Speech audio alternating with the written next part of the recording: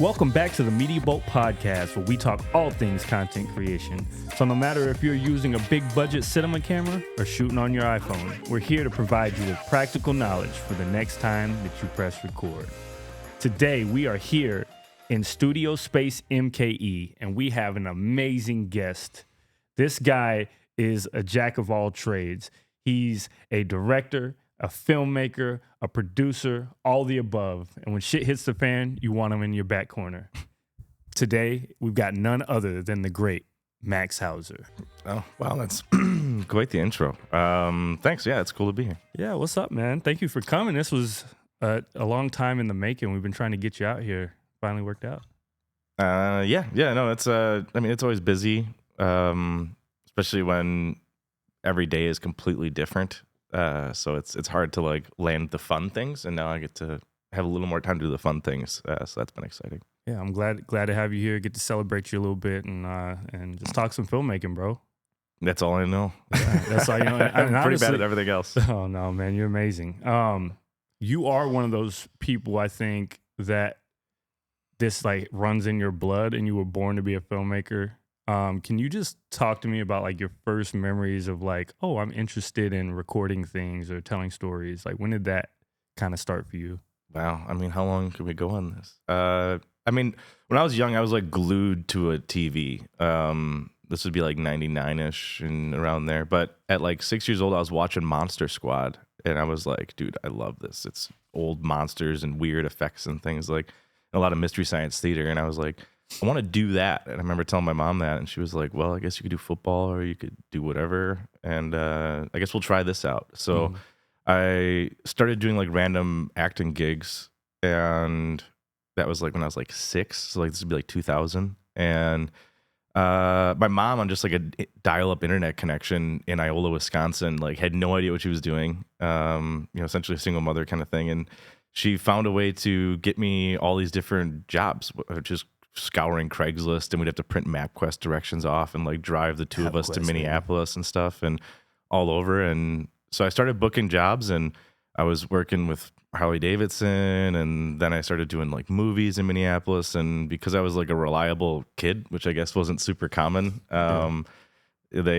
got booked a lot. So I'd go there and I'd do one audition, and I'd leave with, they'd go, hey, we're gonna walk you down the hall, you're gonna do 2 more auditions, and I'd leave with like all of them. And so I started making a name and started starring in films that were on Netflix, like multiple, like this is back when they would mail you the DVDs. Yeah.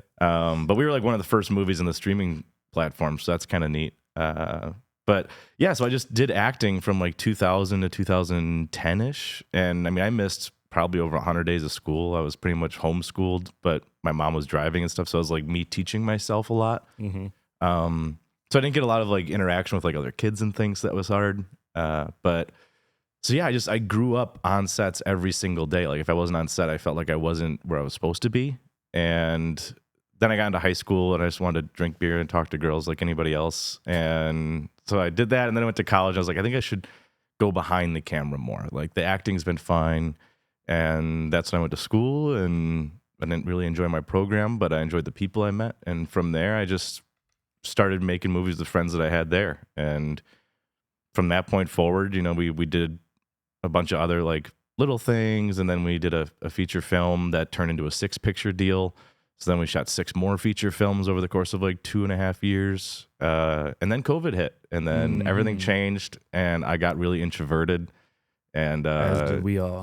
it all flipped. Because I grew up an actor. I used to love being like, hey, put me in the spotlight, I'll go up there, I'll sing and dance, and I'll move this thing. Now I can't imagine doing any of that. It seems like a different person.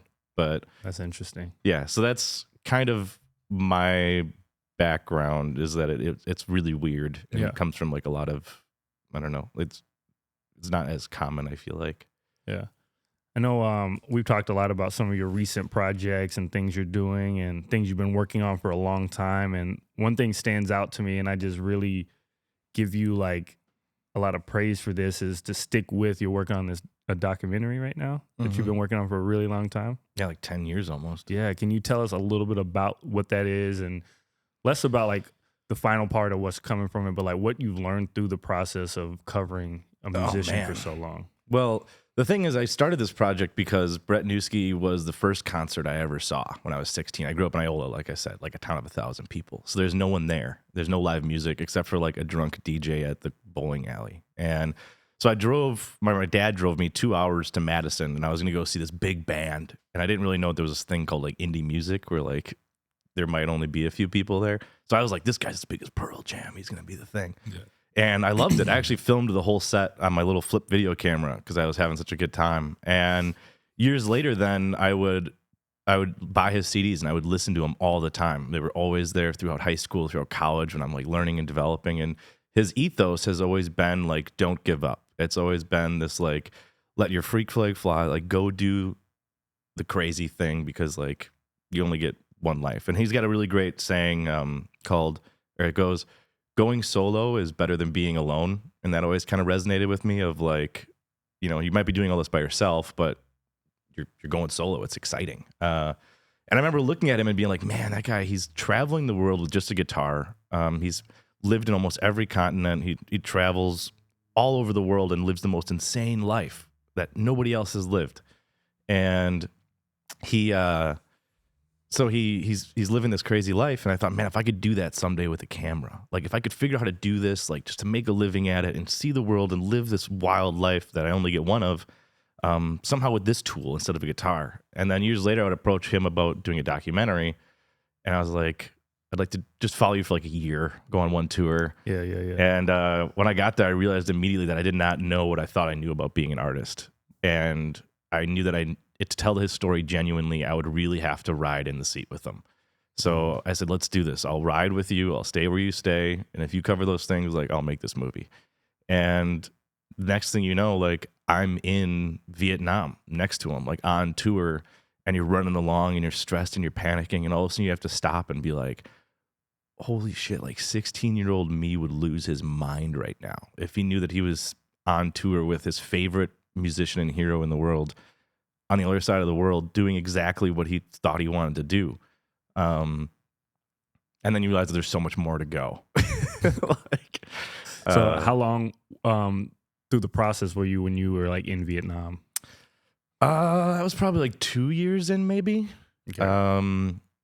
But I mean, we've seen every state. We've done Belize, Honduras, Mexico, Japan. I think we're doing South Africa soon. I mean, it's taken me places that a kid from Iola, from like a poor family, just never would have gone. And this whole career has done that. Like I just have ended up, I've slept on park benches. I've slept in mansions. Like it's insane the dynamic range that I guess you get when you just say to hell with it. Like let's go, and this is what we're gonna do, whether it turns out great or not for us. Like we're gonna keep going until it is. Yeah. What is so from a filmmaking standpoint, you know, obviously you probably started, you were thinking you were going to do one thing and the story was going to go a certain way, and you probably had all these grand plans.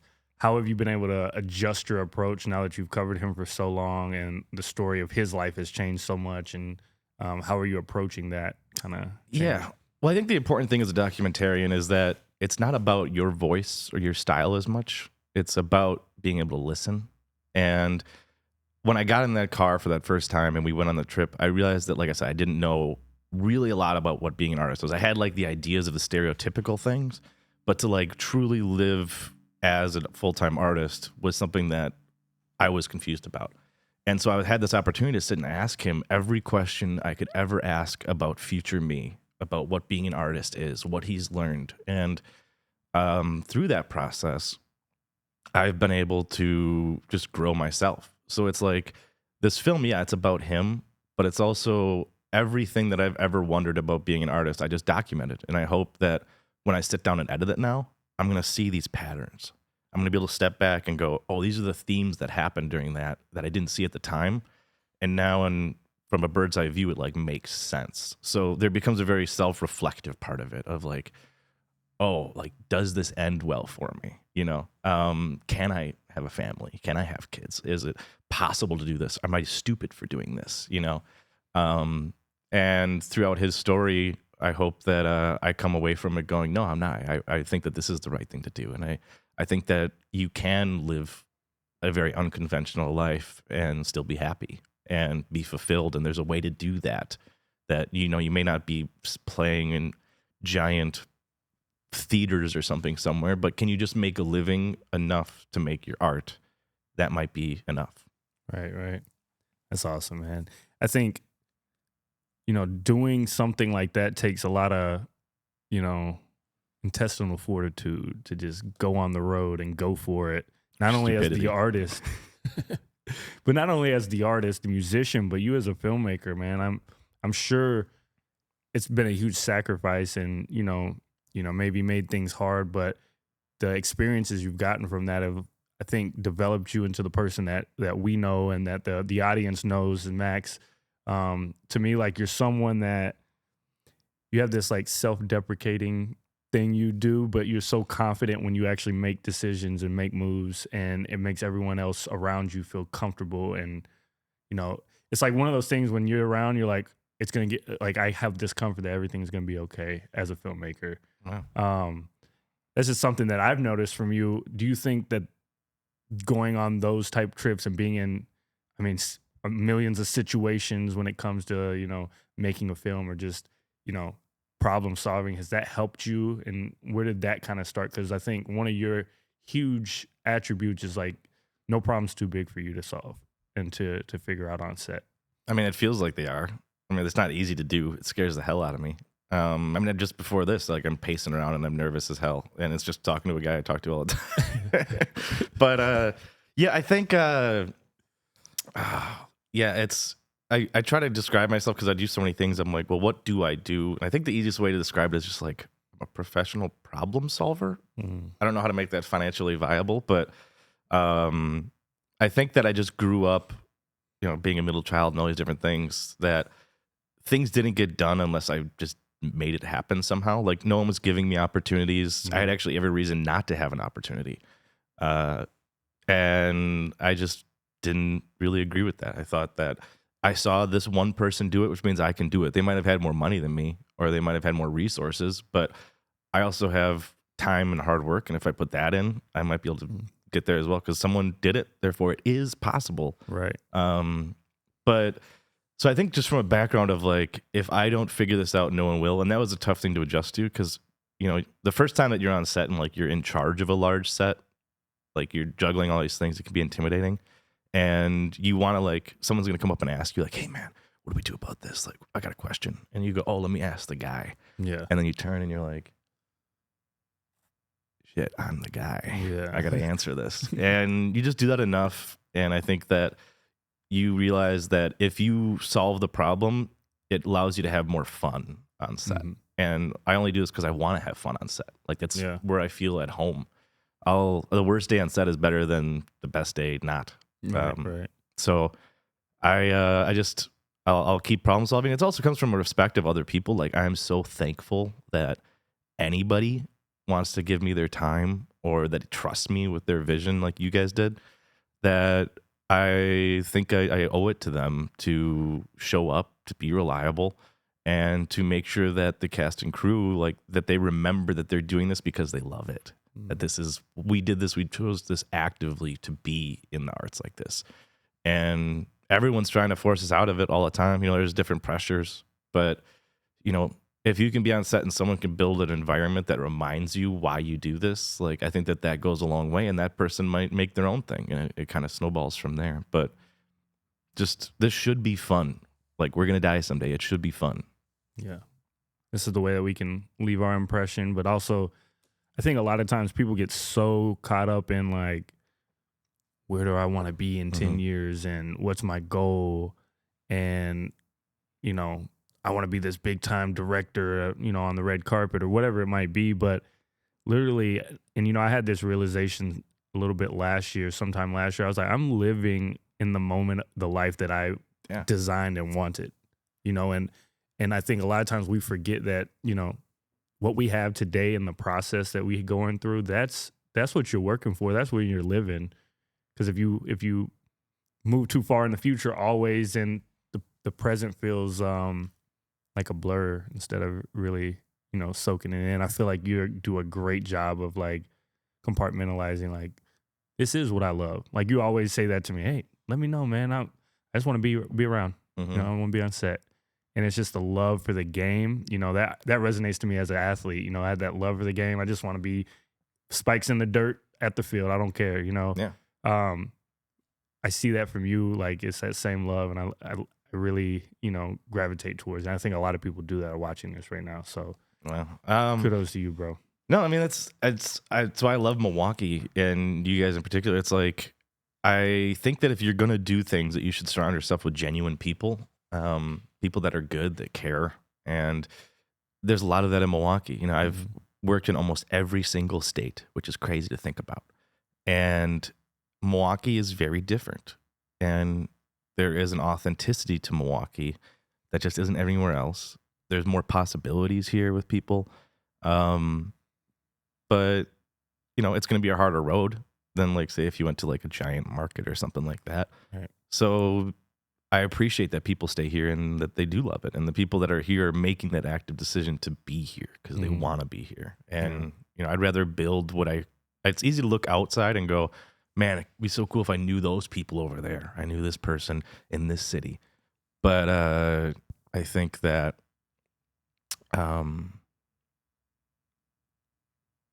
dead air. I think that there's a large benefit into looking at going, well, instead of looking outward, why don't I just take all the things that I want that's over there and just build them here? I like it here. Why not just make that here? And again, someone did it. Yeah. It's possible. So why can't I? 100%. 100%. Another thing that, so you've been in many different roles on a film set. You also mention all the time, like, hey, if you need a grip, if you need you need an editor, if you need a DP, whatever it is, an EP, you know, you've EP'd our projects. You just kind of have done everything. What would you say to people that are maybe not sure what role they're like, or they just are dead set in, you know, I want to be a director and that's all I want to be? What's the power to being able to, like, see the field from all these different angles and be a part of that, the film process like that? Well, I mean, I will say the sooner that you can specialize is going to financially be better for you. That's something that I run into a lot of trouble with. Like, when you do everything, people don't know what to give you to do. Or they start to think like, oh, well, you know, we shouldn't have him on this shoot because, you know, he's probably busy doing something else. He doesn't want to be a PA. And I'm like, I love being a PA. You're telling me that, like, it's not my responsibility if the whole thing lights on fire today? That's a good relief. I can just, like, enjoy being on set without all the pressure and just, like, have fun, watch how other big crews do things. And you're just like, wow, this is like movie magic right here. I'm having a good time. Like, those kind of jobs remind me, like, why I love doing it. And then obviously, like, when you're in charge of stuff, like, seeing it at the end reminds you, like, why you love doing it. But during it, you're just like, how do I not make anyone mad? Or, like, how do I make sure that they're having a good time and hydrated? But I think that when you don't know what you're going to do, sitting still doesn't do anything for you. You might as well keep going out. You might as well keep just immersing yourself in as much things as possible, because now when I am a producer, I am a director, I have a better idea of how long it's going to take to light that scene because I know what it does. I have a better idea of how the actors are feeling. Is this room too chaotic? Like, are we talking tech stuff and saying, oh, you know, guys, this take 5A and all these different things? Is that throwing my talent off and they don't feel present and they're not going to be able to do their job as well? All of these things kind of matter. And the more that you can be educated on what these roles are, the more that you can kind of give better direction to those people, because you have it coming from a place of knowledge, and it just makes the whole process faster than if I'm like, I don't like this shot because, I don't know, like, the color's funny, fix it. Like, that's going to take so much more time than if I can speak directly to a gaffer and be like, hey, what are the issues that we're running into? Okay, how do you think we should do this? And let them have their own fingerprint on it. That's a huge thing that I've been a proponent of. It's not my project, even if I'm directing or I'm EPing it. I think that the most exciting projects are where every person gets their own little fingerprint on it, that they have an incentive to try and to make something exciting. So if you have that diverse background, you can just communicate better. I think that you can understand when people are having a hard time, and you can understand when you're pushing crew too hard. And a lot of people don't have that. They're naive and they burn their crews and they go over and they do all these things that are because they feel like, well, this is all going to be worth it because my vision's awesome. And I don't think any one person's vision is awesome. You know, a film is a film with a ton of people behind it. It's a sum of all parts. Yeah. Right? Even if you make it by yourself, if you're like, I made this short film alone, odds are there are friends or there are family or there are people that are in your corner that have made it possible for you to spend time making films. You're not like in a factory somewhere. Yeah. So I think that you have to take credit to the influences that you have in your life also that aren't even in the film industry, you know, like your wife, you know, your kids, people that are just like, that are excited to see you. And that makes you go, man, I should be better. I should be a good person. And I should try to make this exciting thing. I hope. I mean, I assume that that's how you feel about things. Yeah. I mean, I don't know. For me, I get a lot of energy from being around people chasing their dreams.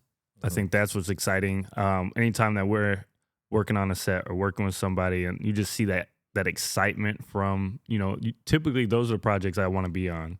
I mean, getting paid and doing stuff, whatever, but I leave that for client work. When it comes to like, you know, creative, like when somebody pitches something and they feel as passionate as I feel about my craft, about their story, that draws me in, you know? And I think that's the key. Like, if you kind of are willing to go to sleep and fall asleep thinking about that thing and wake up and that's the first thing you think about, then you know you're doing the right thing and you're on the right path, you know?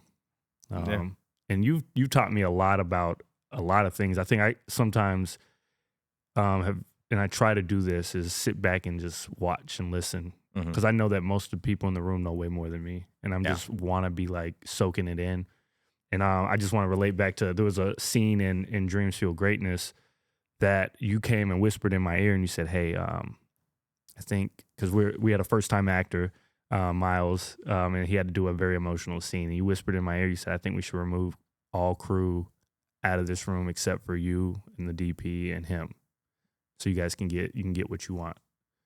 And it was just a little tidbit, and it's like really important to listen, you know, and it's chaotic and we got not a lot of time and trying to get it done. And it's like, but that advice that I was able to hear and take in was like the most important thing, and was one of the reasons he got nominated for Best Actor Award at the Midwest Film Festival, and like was a powerful moment. Wow. And it's like, that's why it's important to listen and take in and not just be like, I know everything, do what I say, you know, as a filmmaker. That's just not it, because everyone has their own influence, and if it works and makes the film better, you got to do it.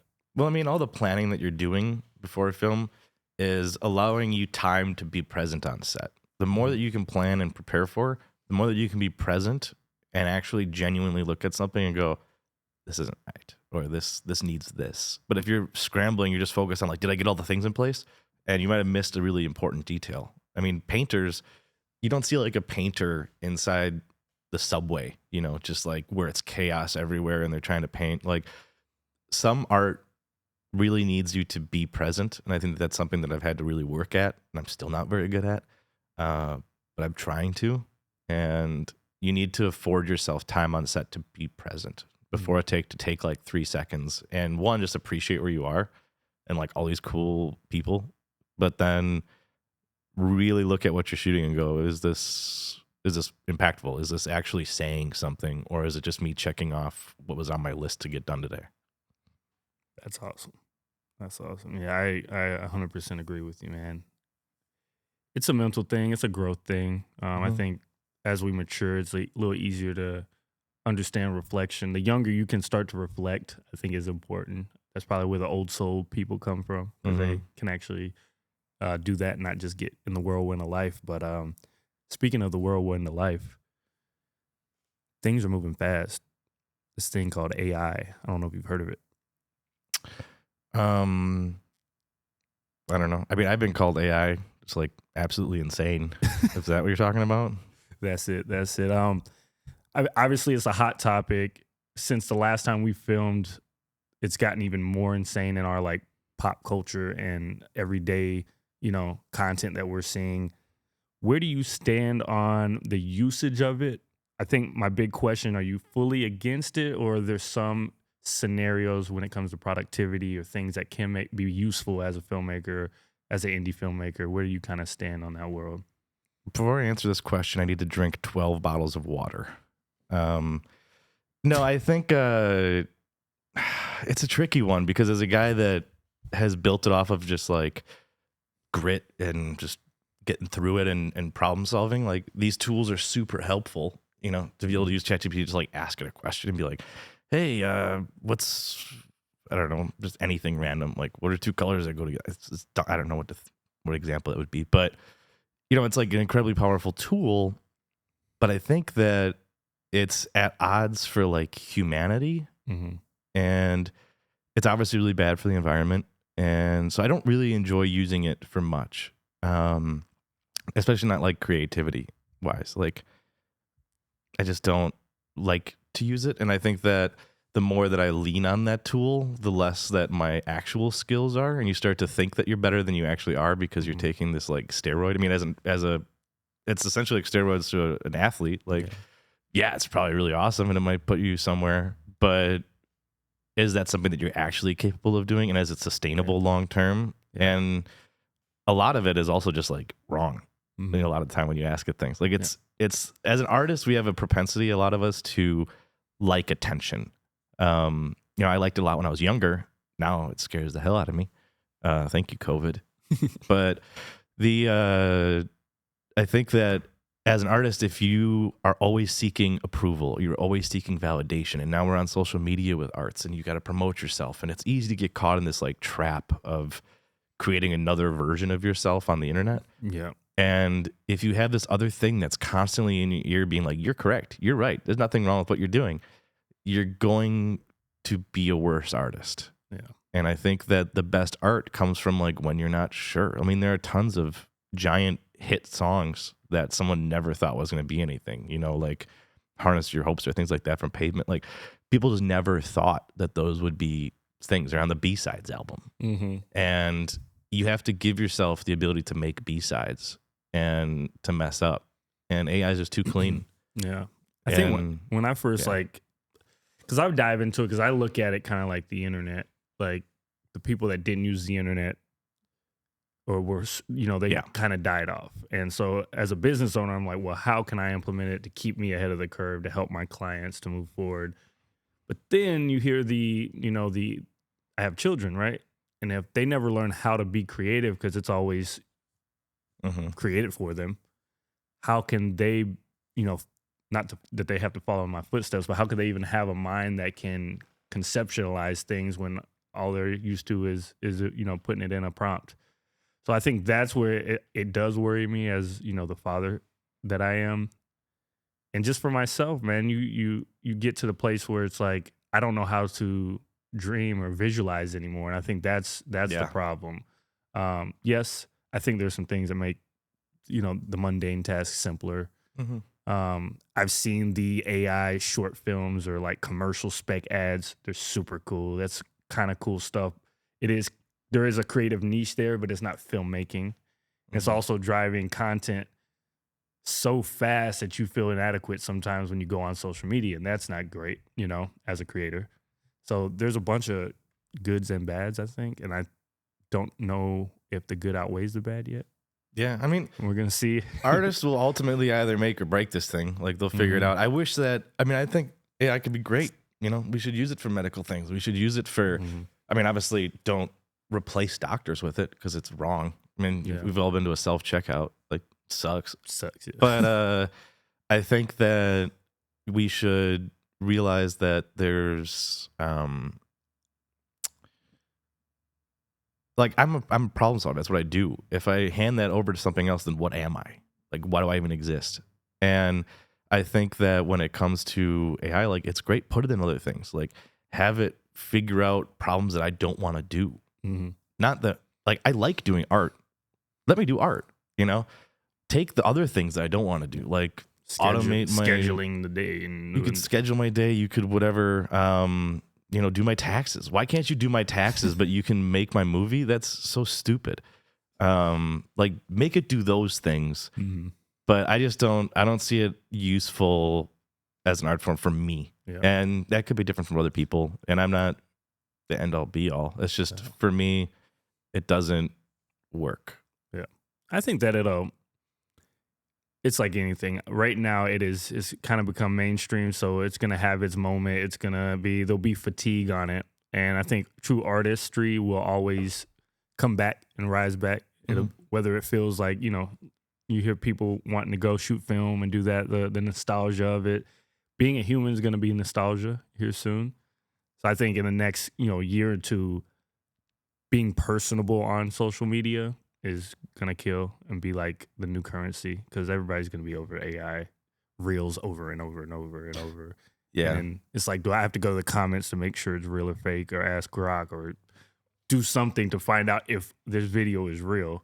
I hate that I have to say the word grok. Like that's an insane. Like just say it like seriously. Like when the military is like, we're putting grok into things, and you're like, did you just hear yourself? Yeah, like, I'm putting banana Fruit Loops in my movie too. Like, what are you talking about? That's funny. That's funny. So another thing, I got a question for you, and this is just a kind of a quick one. If you had to choose, all right, lighting, camera, or story, what do you do? Like my role, like on a project, or like this is more of like, you have one to put most of your eggs in, and the other ones you're just kind of. Let's say you have 10 eggs, 8 eggs goes into one, the other 2 get 1 egg. I think that today technology has come so far that it's hard to not light or make something pretty with the camera. I think that, again, back in that AI conversation, like story is key, and that's what's exciting. Like that's where I can get lost in like picking apart like why someone did something or what the motivation is for this, or why are we making this decision? What does this say about us? Like, because that's the expressive part. You're making this to express things. Like, yeah, lighting can be cool and it helps you express that story. But if you don't have that story, there's nothing to inform your camera or your lighting. So I always start there. And if I know the story, then I know how to problem solve everything else around that story. Because I know, the light should be like this. The camera should be like this. Or I know where to break those rules. But I think it all starts with story. Yeah. Because, you want to sit and talk to a guy about a light for 12 hours, or you don't want to sit and talk to a guy about the time that he got shot at, lit on fire, or had to run from Vietnamese federal agents. Like, those are way cooler to sit and talk about. And as humans, we have limited time on Earth. We should talk about the exciting stuff. We might have to dive a little bit deeper. I feel like there's something that happened back in the day with that. There's lots of things. I've been lit on fire, like whatever you want. It's happened to me. Something I wanted to ask about, because I think a lot of people, they get in the development stage of a concept. They have this cool concept in their head that'll really work. They're trying to put together decks and get it together. And the momentum just tends to stall out because a lot of times it's either the budget or the gear limitations or those things. As a producer, how do you approach a project that might be not gaining the momentum that, the crew may have thought? And how do you kind of, find a way to kind of push that ball forward and start to get things rolling so that that film can get made? It's going to be different for everything. I think one example I can think of right now is we did a film called Roma Vision in Milwaukee. That was like right when I moved to Milwaukee. I didn't know anybody. I knew Sean Powell, and I sort of knew Carlo, and I saw that they were working on a movie together, and I was like, I should jump on this. So I was like, okay, what do you guys need? Like, show me what your list is. Because a lot of people go, we're going to crowdfund this thing, and we're going to go from there. And crowdfunding is good for like maybe your first $1,000 or $2,000. But anything after that, like you're kind of screwed, and it only works so many times. And so you have to be creative about it. And I remember going, okay, well, we'll do the GoFundMe thing, but we need to think of ways to think outside the box because people want to join fun. No one cares about your short film. That's the truth. Think about if I told you right now my buddy in Albuquerque is making a short film and it's his dream, how much does that mean to you? No. It means nothing. So we have to go into this industry knowing that no one gives a shit about what we're doing and that it's not something that we can sit and complain about because we actively chose to do this. So with that film, I was like, okay, well, let's make it fun. Let's have pop-up events all over Milwaukee. We'll do raffles and we'll go into like bars. So like we did like Sugar Maple. We're like, hey, for 3 or 4 hours, can we get a cut of all the beer sales and we'll bring a ton of people into your business? And if you offer things like that that are different, they go, oh yeah, sure. So you come in, you tell everyone you're having a party, and you say you can win this, and you get people to give you some raffle prizes, and it's just all like being a good human and like just building on community, and that's all it is. And so we had that event, and people showed up in droves, and then all of a sudden there it was. We had money to feed everyone really well. Like we had really good catering that entire short film, because we just said, let's do this differently, and let's have people come have fun on the way to this movie. Like let's make the fundraising an exciting experience versus just asking people for money. Because like, well, what did we give them? The short film? You don't care. But if you give them a fun night, you give them community, you give them camaraderie, and they might meet friends there. It's a day off from whatever they were doing. Those kinds of things are big, I think. You just got to think of different ways to make money. And you can do it by being good to your community at the same time. Are you a creative looking for studio space? Look no further. Here at Studio Space MKE, all the amenities like this cyc wall and green screen are here at your disposal for your next project. So look up Studio Space MKE on Instagram or on Peerspace. All right, back to the pod. So now we're going to step into the director's chair. The director's chair is 60 seconds uninterrupted for our guest to talk about anything they want that connects to the world of filmmaking. And I'm going to give you the floor, Max. When it comes to filmmaking, I think the most important thing that you have is, as an artist, is your perspective. Every story has already been told 1,000 times over again. The only thing that makes a story more interesting is your thoughts on it, your views on it. And I think that it's important that we encourage people to come from all voices, from all cultures, all backgrounds, and put those perspectives out there, because those perspectives are what makes us go, wow, I never really thought about it that way. Or, oh, actually, I didn't think anybody else thought about it that way. And now for a minute, like, you don't feel alone anymore when you're watching that movie. And so I think you owe it to yourself to live the crazy life, to take experiences and do things that you never thought you would do that are outside your comfort zone. And that will ultimately lead you to just having a really unique perspective that's all yours. And when you come back to it, that's what's going to inform your decisions on set. And that's what's going to make your film different than what AI might put out, which is taking everyone's ideas and just regurgitating them.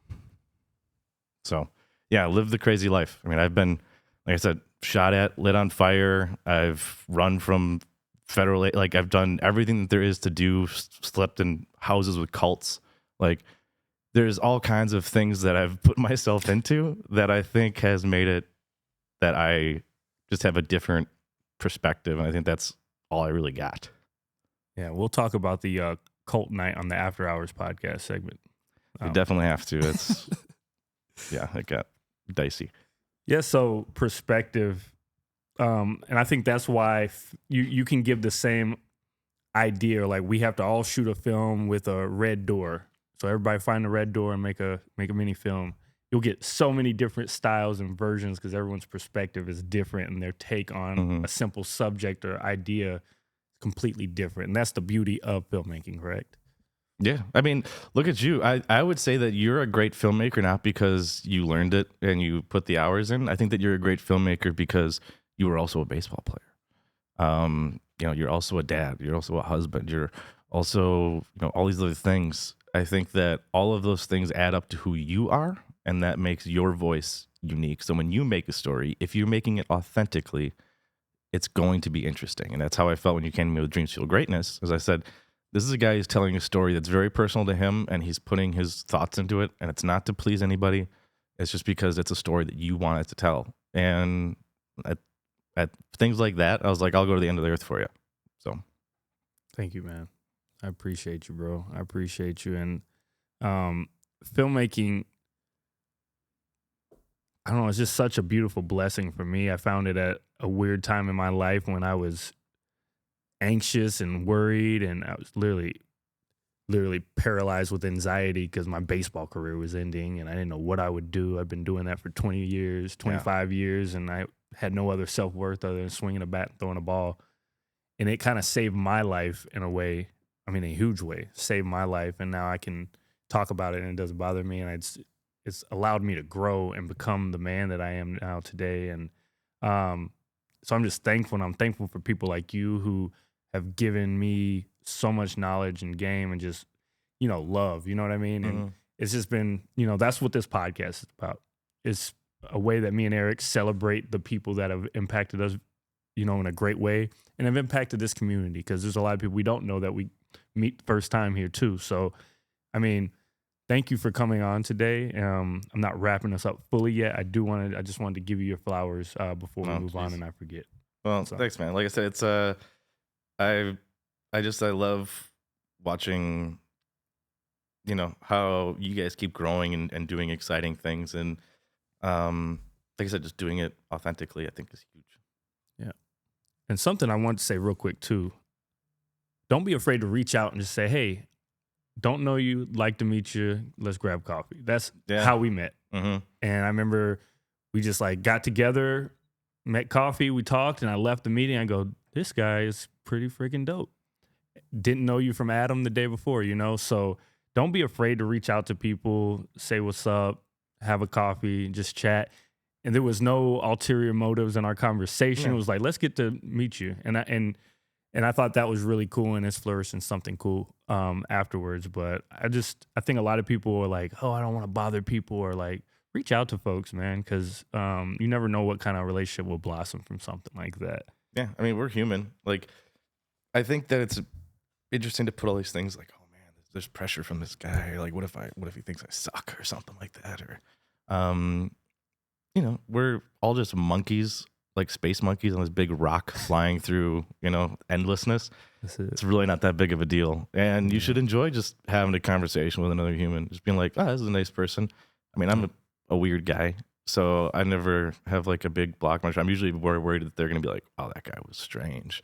But, like I said, it's take yourself out of your comfort zone.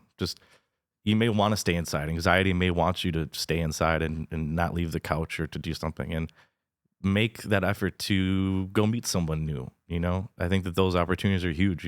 Break a rule, fall in love, do anything that you can to shake your life up.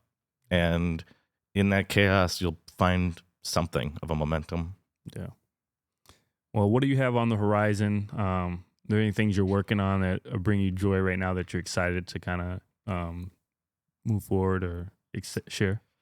I mean, there's always stuff. I think that you always have to have things in the hopper. I mean, we are going into post-production on the Brett Newski rock and roll documentary that we've been doing for almost 10 years. So I've got about 100 terabytes of footage to go through by myself. It's going to take a minute. So I'm really excited about that, because again, it's all of these life experiences I've had over the last 10 years of growing myself and exploring what it is to be an artist. There it is. What were my conclusions? I'm really excited about that, and a little scared, because I think it may bring up some things that maybe I'm not comfortable with and I'll have to address. But I think that's a part of art, is it's exciting because you can do that. You can really address things about yourself in your art when you start making it for you and not for other people. And people want to see your art. They don't want to see the art that you made for them, For sure. So that's good. I'm sure there's something that we're doing soon. I mean, I know you guys have been working on that program thing, is really exciting.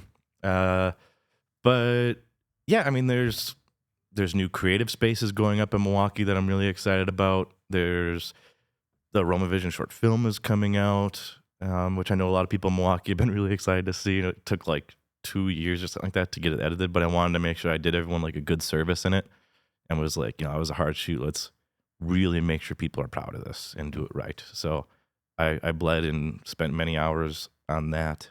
But yeah, and just opening up. I think I got to Milwaukee and I needed to establish in the city a little bit and get to know people, and I've done that. And now things are starting to stabilize, and I want to just start moving forward. I want to see what it looks like when I run now with people in Milwaukee. Because like I said, didn't have a lot of people around. I was making everything by myself, or with a very few select people in all these different states all over. You're working in different places. Now I'm here and I'm staying here. And for the first time in my life, there's community. There's people understand why there's bags under my eyes, why I'm so tired. Before that, you would go to everyone's like, oh, I don't really know what you do. Seems fun though. Yeah. And there's always this I don't know. I always feel like people have a thought about that they're like, oh, well, you're just slacker. Like, you don't have a real job, And I think that you have to find people that understand you and that get you. And I found that in Milwaukee. I found that in you and other people. And I think that that's really done a lot for me mental health wise. It's really made me feel more comfortable in my own skin. It's given me confidence to make decisions and be informed about them because people have been really upfront and forward with me about things. So, I'm just excited to keep growing. I'm excited to keep releasing things. And I hope people call me to come help out on their set because I just want to be there. That's all it is. Love that, man. Love that. Well, can you tell people that are watching or listening where they can find you on social media and get in touch with you? I don't know. I'm a bad internet guy. Like I said, I'm the wrong guy to ask about internet things. But I'm on Instagram, Liminal Vision Films. I have a website up, but my Instagram's probably the easiest way to reach me. I try to stay off online as much as I can, and especially when it's like you have to make this other persona on the internet. Yeah. If you're gonna make another version of yourself online, it's so much easier just to make it you, like warts and all. So like I think my Instagram people have told me are like, can't believe you posted like when your car broke down or like these things are going wrong. And you're like, I think people should see when things are going. They should see how hard that this actually is, and that it's not just like, oh, here's all my best videos, but they're all things that I made for free on spec or something like that. And all my paid work, I don't want to show anybody. I'm like, just put it out there. It's who you are right now. There's no shame in it. And again, monkeys on a space rock, like flying through space. Like nothing really matters that much. Like be you unapologetically, and just try to, I don't know, help people be more comfortable in the time that they've got here. You dropped a lot of great knowledge on us today, man. I don't know. I'm rambling. It's like 9 in the morning and I've been up all night. So this is like coffee and I don't know. I'm not a daytime guy. It's weird seeing the sun. It was jarring. Yeah. I got a sunburn on the way here. Well, Max, thank you so much for coming on the podcast. Oh, no. Thank you. You guys really do a lot for the community. I hope you know that. Like there's not many people that have the respect that Media Bolt has because, like I said, of the authenticity and your guys' ability to really tell a powerful story and know that it's about just trusting the people. Yeah. And no, we're thankful to have you here. Appreciate it. Grateful to have you too, brother. Well, no matter where you might have watched this or listened to this podcast, do us a huge favor, like, subscribe, all the good things so that you can be in touch and be ready for the next episode of the Media Bolt Podcast. Until next time, we'll see you. Peace.